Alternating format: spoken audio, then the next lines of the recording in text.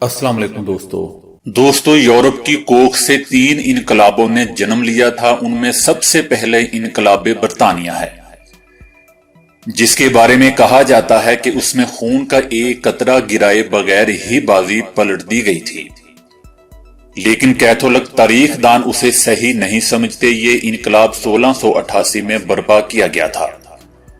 اس کے بعد خونی انقلاب فرانس ہے جو 1789 میں لایا گیا، اور آخر میں انقلاب روس جسے 1917 میں تکمیل کے مرحلے میں پہنچایا گیا تھا۔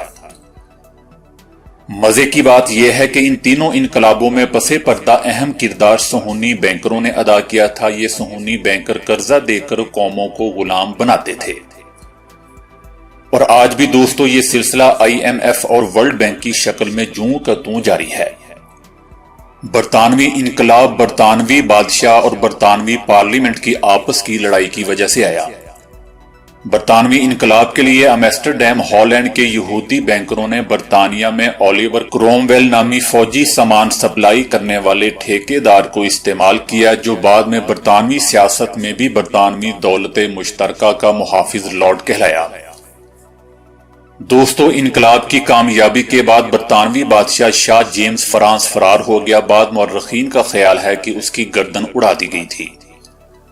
برطانوی پارلیمنٹ نے شاہ جیمز کی بیٹی اور اس کے خاوند ولیم کو لندن آنے کی دعوت دی اور برطانیہ کا تاج و تخت اس کے سر پر رکھ دیا۔ اس انقلاب سے پہلے برطانیہ کی تمام زمین بادشاہ کی ملکیت ہوا کرتی تھی۔ زمین کو نہ کوئی بیچ سکتا تھا اور نہ ہی کوئی خرید سکتا تھا۔ انقلاب کے بعد زمینوں کی خرید و فروخت بھی ہونے لگی۔ دوستو جنوری 1689 میں برطانوی پارلیمنٹ کا اجلاس منعقد کیا گیا، اور برطانوی پارلیمنٹ میں ایک بل آف رائٹس کے نام سے ایک بل منظور کیا گیا۔ بل آف رائٹس کے مطابق ولیم آف اورنج بادشاہ اور شاہ جیمز کی بیٹی میری ملکہ کے طور پر مشترکہ حکمران ہوں گے۔ پارلیمنٹ کی جانب سے دونوں حکمرانوں کو سابقہ برطانوی بادشاہوں کی نسبت بہت کم اختیارات حاصل ہوں گے، تاکہ بعد میں باقی دنیا میں بھی ایسا کرنے کے لیے مثال قائم کی جا سکے۔ بل آف رائٹس پر بادشاہ اور ملکہ نے دستخط کر دیے۔ اس بل میں کچھ آئینی اصول واضح کیے گئے تھے، جس میں ریگولر پارلیمنٹ کا قیام، آزاد الیکشن، پارلیمنٹ میں اظہار رائے کی آزادی، اس کے علاوہ کسی کیتھولک عقیدے کے عیسائی کو برطانوی حکمران بننے کی ممانعت بھی شامل تھی، اور سب سے اہم اس میں یہ تھا کہ بینک آف انگلینڈ کے قیام کی اجازت۔ دوستو یہ آنے والے دور میں نیو ورلڈ آرڈر کی بنیاد تھی۔ یورپ کے ان تینوں انقلابات میں مذہب اور نسل پرستی کو خوب استعمال کیا گیا۔ اس انقلاب کا اگلا مرحلہ فرانس کا خونی انقلاب تھا۔ اس خونی انقلاب کا اصل سبب فرانس کے حکمران شاہی خاندان کا صہیونی بینکروں کے ہاتھوں کٹ پتلی بننے سے انکار تھا۔ برطانیہ اور فرانس کے درمیان ہونے والی جنگوں میں ان صہیونی بینکروں نے دونوں ملکوں کو قرضے دے کر اپنا غلام بنا لیا تھا۔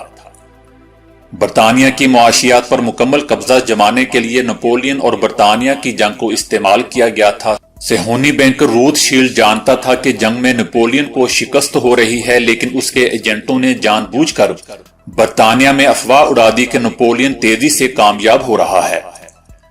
اس خبر کی وجہ سے برطانیہ کی سٹاک مارکیٹ بیٹھ گئی۔ روتھ شیلڈ کے فرنٹ مینوں نے دوستو برطانوی سٹاک مارکیٹ کے حصص انتہائی کم قیمت پر اٹھا لیے، لیکن جب اصل خبر برطانیہ پہنچی تو اس وقت تک تمام مارکیٹ صہیونی بینکروں کے ہاتھوں میں آ چکی تھی۔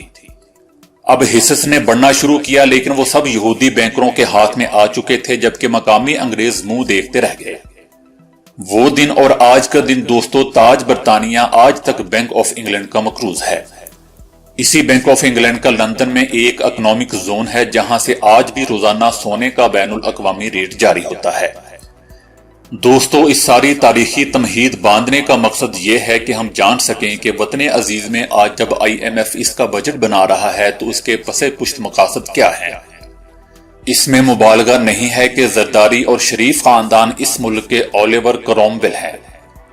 امریکہ افغانستان میں پھنسا ہوا تھا، پاکستانی اداروں سے شاکی تھا کہ افغانستان میں اسے جو مدد دینی چاہیے وہ پاکستانی ادارے نہیں دے رہے۔ اسی اسنا میں دوستو مشرف ہٹاؤ تحریک ملک میں زور پکڑتی ہے۔ اس تحریک کا دوسرا مرحلہ عدلیہ بحالی تحریک سے جڑا ہوا تھا، جس نے مشرف کو بے نظیر کے ساتھ بیٹھنے پر مجبور کیا۔ یوں دبئی میں خفیہ مذاکرات کی داغ بیل ڈالی گئی۔ جس میں سے میثاق جمہوریت کا ظہور ہوتا ہے، جس کا سکرپٹ لندن اور واشنگٹن میں تیار کیا جاتا ہے۔ اس کے تحت پہلے پیپلز پارٹی نے اقتدار میں آنا تھا، اس کے بعد نون لیگ کی باری تھی، اور اس دوران دونوں جماعتوں نے ایک دوسرے کے ساتھ تعاون بھی کرنا تھا۔ زرداری کو جب صدر بنایا گیا تو اس کی ذمہ داری میں قابل سے تعلقات ٹھیک رکھنا بھی شامل تھا۔ اسی نوعیت کی ذمہ داری نواز شریف کی، اس کا سیاسی قبلہ دہلی مقرر کیا گیا تھا۔ اسی دوران پاکستان کی معیشت کو اس مقام تک پہنچا دینا بھی تھا کہ اسے آنے والے وقت میں IMF کے سامنے گھٹنے ٹیکنے کے سوا کوئی چارہ نہ رہے، اور ایسا ہی ہوا۔ ہو سکتا ہے دوستوں کے آنے والے دور میں عمران خان کے ساتھ بھی یہی کھیل ہو، سہونی اس کے ساتھ بھی وہی کھیل کھیلیں جو وہ نواز شریف اور آصف زرداری کے ساتھ کھیل چکے ہیں، اور اپنا مطلب نکل جانے کے بعد ٹیشو کی طرح دور پھینک دیں۔ یہ تو آنے والا وقت ہی بتائے گا۔ بہرحال دوستو، اس صورتحال کو اگر بڑے تناظر میں لیا جائے تو بات صرف پاکستان کی حد تک محدود نہیں ہے، بلکہ اس کا دائرہ تمام مشرق وسطی اور شمالی افریقہ کو بھی اپنی لپیٹ میں لیے ہوئے ہے۔ امریکی جریدے فارن پالیسی نے اپنے تازہ شمارے میں اس جانب واضح اشارے دے دیے ہیں کہ آنے والے وقت میں مصر معاشی تباہی کی جانب تیزی سے لٹک رہا ہے۔ مصر جو مشرق وسطی کا اہم ترین ملک ہے، وہاں پہلے اخوان المسلمون حکومت کو قائم ہونے دیا گیا تاکہ تمام عرب ممالک خصوصاً تیل پیدا کرنے والے ملکوں میں بادشاہتوں کو خاموش پیغام دیا جا سکے کہ اگر انہوں نے خطے میں امریکہ اور اسرائیل کے برخلاف کوئی قدم اٹھایا تو اخوان المسلمین کا سیاسی سیلاب ان کی حکومتوں کو بھی بہا کر لے جا سکتا ہے۔ اس پیغام نے خلیجی ریاستوں میں خلبلی مچا دی تھی، اور وہ تمام حکومتیں مصری جمہوری حکومت کے خلاف مصری فوجی ڈکٹیٹرشپ کی پشت پر کھڑے ہو گئے۔ یوں وہاں ایک فوجی انقلاب کے ذریعے آمریت قائم کر دی گئی۔ اس ساری کارروائی میں مصری فوج اس قابل نہیں رہی کہ وہ اپنی سرحدوں سے باہر کی صورتحال کا مقابلہ کر سکے۔ یوں تمام معاملات اسرائیل کی عین منشا کے مطابق کر دیے گئے۔ اب جبکہ مصر پوری طرح داخلی انتشار کا شکار نظر آتا ہے، وہاں کی معیشت زبردست دھچکا لگا ہوا ہے، مہنگائی آسمان کو چھو رہی ہے، عوام میں سخت قسم کی مایوسی چھائی ہوئی ہے۔ یہ سب کچھ اس لیے کیا گیا ہے کہ اسرائیل کی سیاسی، عسکری اور معاشی سیادت میں کسی قسم کی کوئی رکاوٹ نہ رہے۔ اس صورتحال کو دوستو دیکھ کر باقی خلیجی ریاستوں کے ہوش اڑ چکے ہیں۔ سعودی عرب یمن کے حوثی تنازع میں اس قدر الجھ چکا ہے کہ اب وہ وہاں سے اپنی جان چھڑانا بھی چاہے تو مشکل نظر آ رہا ہے۔ جرمنی کی انٹیلیجنس کی ایک رپورٹ جرمن اخبار میں شائع ہوئی ہے، جس نے یہ خوفناک انکشاف کیا ہے کہ سعودی فوج حوثی مسئلے پر قابو پانے کی صلاحیت نہیں رکھتی۔ جنگ چونکہ ایک مہنگا کاروبار ہے، اس لیے سعودی عرب کی معیشت کو اس سے زبردست جھٹکا لگا ہے۔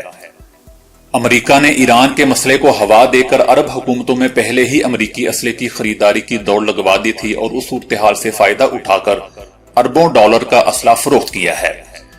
یوں ان خلیجی ریاستوں کی حکومتوں کو مسلسل بیوقوف بنایا جا رہا ہے۔ ایسے ہی دوستو صورتحال پاکستان میں پیدا کرنے کی کوشش کی گئی تھی۔ ہم اس سلسلے میں پہلے بھی کہتے آئے ہیں کہ امریکہ افغانستان سے جاتے جاتے وہاں امریکہ اور بھارت نواز حکومت کے پاؤں مضبوطی سے جمانا چاہتا ہے۔ اگر افغان طالبان بے جگری سے امریکہ اور اس کے صہیونی و دجالی اتحادیوں کا مقابلہ نہ کرتے تو پاکستان کے گلے بڑی مصیبت پڑ سکتی تھی۔ لیکن دوستو ابھی یہ مصیبت ٹلی نہیں ہے۔ پاکستانی معیشت کا جو حال ہے آپ کے سامنے ہے، یہ کیسے ہوا، کیوں ہوا، ایک علیحدہ ٹاپک ہے، لیکن میں سمجھتا ہوں کہ اس میں نظام کا زیادہ عمل دخل ہے۔ اس نظام میں کرپٹ اور غلط لوگوں کے اوپر آنے کے زیادہ چانسز ہوتے ہیں۔ یہ لوگ ایک طرف خود لوٹ مار کرتے ہیں اور دوسری طرف اداروں کے لوگوں کو بھی کرپٹ بنا دیتے ہیں، اور دہاڑی دار ہمیشہ تیار رہتے ہیں کہ ملک کے حالات خراب ہوں اور ہماری دہاڑی بن سکے۔ اس میں ٹی وی چینلز بھی شامل ہیں۔ لیکن دوستو اس دفعہ ایسا نہیں ہوگا۔ اس سلسلے میں وکلا برادری بری طرح تقسیم ہو چکی ہے۔ وکلا کا کہنا ہے کہ احتساب سب کا ہونا چاہیے۔ دوسری جانب اپوزیشن کرپشن بچاؤ مہم کا حصہ تو ہے، لیکن کیسے اور کس طرح اس سلسلے میں مخمصے کا شکار ہے۔ جبکہ حقیقت یہ ہے کہ اس شر میں سے خیر کا پہلو یہ نکلا ہے کہ یہ نظام بری طرح پاکستانی قوم کے سامنے بے نقاب ہو چکا ہے اور ہر گزرتے وقت کے ساتھ اپنی قبر میں اترتا جا رہا ہے۔ دوستو جمہوریت ایک صہیونی حربہ ہے جس کی مثال ہم اوپر انقلاب برطانیہ کی شکل میں دے آئے ہیں۔ جمہوریت میں قوم فرقوں یا ٹکڑوں میں تقسیم ہو جاتی ہے، اپنی ہی قوم کے لوگوں کو دشمن کی نگاہ سے دیکھا جاتا ہے۔ ویسے بھی دوستو اسلام میں فرقے بازی یا تقسیم منع ہے، بے شک وہ سیاسی ہو یا مذہبی۔ جمہوریت میں کچھ خوبیاں بھی ہیں لیکن سمجھ سے بالا تر ہے کہ وہ 70 سال سے کیوں نظر نہیں آ رہی۔ مجھے نہیں لگتا کہ وہ آگے بھی نظر آئیں گی۔ فی الحال تو جمہوریت پاکستان کے لیے ناسور ہے، اس لیے یہ ایک سہونی حربہ ہے۔ برطانیہ میں دارالعوام بھی ہے اور ہاؤس آف لارڈ بھی۔ اسی دارالعوام سے وہی وزیر اعظم منتخب ہوتا ہے جس کی منظوری لندن کا اکنامک زون دیتا ہے۔ باقی سب دکھاوا اور میڈیا کا رزق ہے۔ دوستو، قوم اس بے مقصد پارلیمانی نظام کا مزہ چکھ چکی ہے جہاں پر دولت کی بنیاد پر چور قومی دولت کی مزید لوٹ مار کے لیے جمع ہوتے ہیں۔ جتنی جلد اس کرپٹ نظام کی بساط کو لپیٹ دیا جائے اتنا ہی اس ملک اور قوم کے حق میں بہتر ہوگا، کیونکہ دوستو آنے والے وقت میں جنگیں ایک نیا رخ اختیار کرنے والی ہیں۔ تیسری عالمگیر جنگ کی تمہید 9/11 کے ڈرامے کے بعد سے شروع ہے۔ روس اور چین اس بڑی جنگ کی تیاری تقریباً مکمل کر چکے ہیں۔ بھارت میں مودی کی حکومت کا دوبارہ قیام اور وہاں ہندو انتہا پسندی کا دورہ اچانک نہیں بلکہ ایک بڑی پلاننگ کے تحت کیا گیا ہے۔ وقت اب بہت کم ہے، بتا چکا ہوں کہ جنگیں ایک نیا رخ اختیار کرتی جا رہی ہیں۔